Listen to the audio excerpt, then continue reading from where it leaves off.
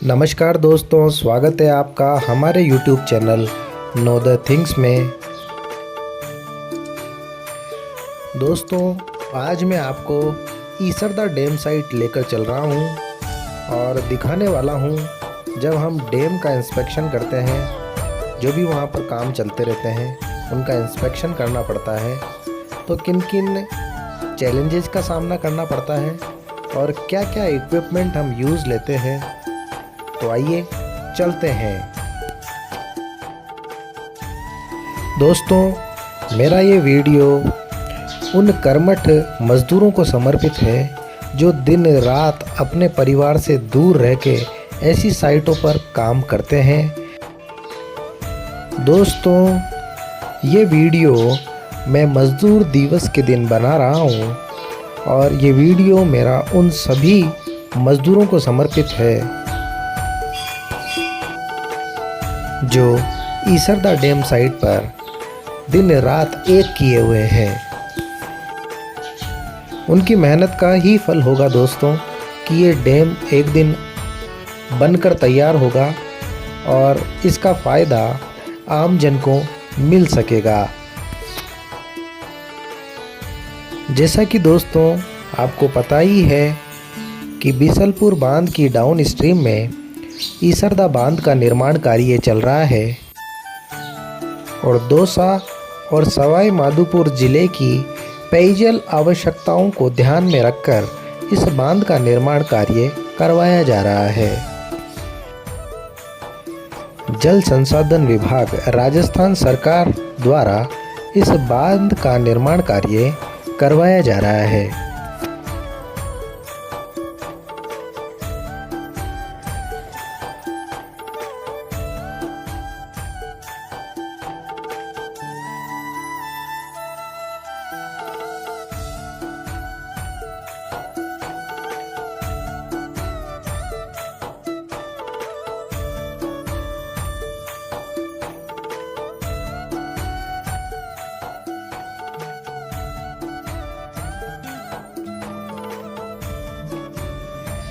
दोस्तों, ये साइट है ईसरदा डैम साइट जो कि बनेठा गांव में स्थित है। ये जो आप वीडियो में देख रहे हैं ये बकेट है और इस बकेट में सवार होके इंजीनियर्स जो डैम का काम चल रहा है उसका इंस्पेक्शन करने के लिए जाते हैं। इस बकेट को क्रेन की सहायता से उठाया जाता है। पहले जो भी इसके होल होते हैं उनमें हुक लगा दिए जाते हैं और हुक पर सीलिंग को क्रेन के हुक में फंसा दिया जाता है। उसके बाद यह तैयार होता है कि इसको उठाया जा सके और कम से कम 7 से 8 आदमी एक साथ इसमें सवार हो सकते हैं और इंस्पेक्शन के लिए जा सकते हैं।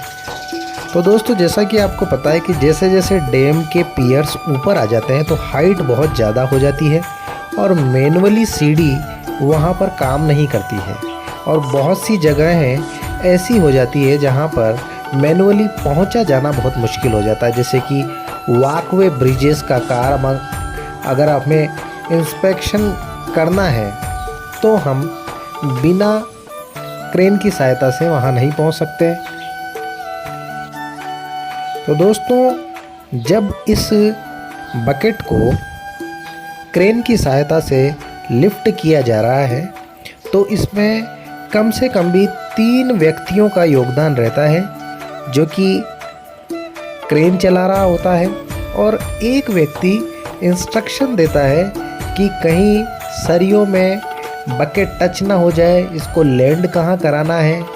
तो उंगली से क्रेन ऑपरेटर को लगातार इंस्ट्रक्शंस देता रहता है और वह लगातार बकेट पर नज़र बनाए रखता है।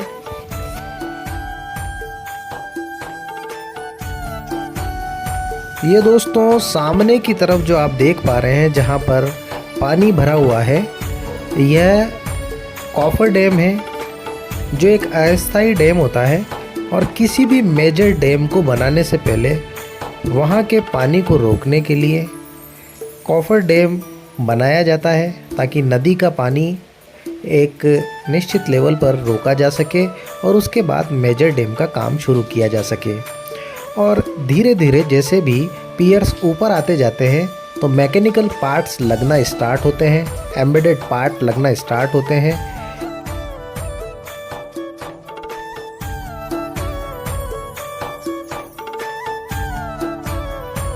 तो देख सकते हैं दोस्तों, हम ग्राउंड लेवल से अब कम से कम 30 फुट की ऊंचाई पर आ गए हैं और भी ऊंचाई पर हमको जाना पड़ेगा, क्योंकि डैम के पियर्स काफ़ी अधिक ऊंचाई पर अभी पहुंच गए हैं। इस डैम का क्रेस्ट लेवल 249 RL मीटर का है। अब दोस्तों हम पियर के बिल्कुल ऊपर आ गए हैं और लैंड करने वाले हैं।